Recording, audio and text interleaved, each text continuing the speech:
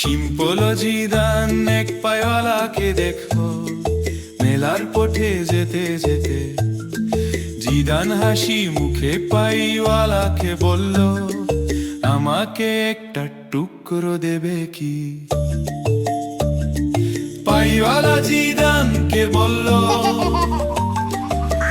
আগে তোমার টাকা দেখাও। সিম্পল জিদান হেসে উত্তর দিল, আমার কাছে তো কিছুই নেই।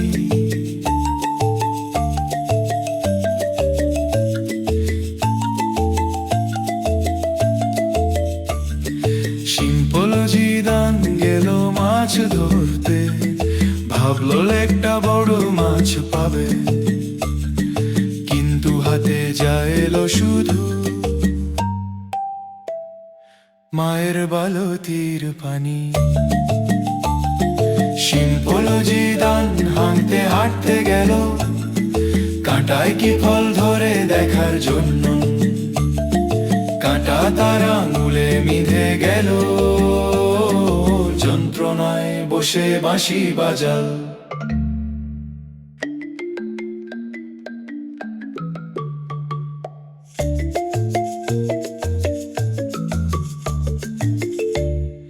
সিম্পল জিদান এক পায়ওয়ালাকে দেখো মেলার পথে যেতে যেতে।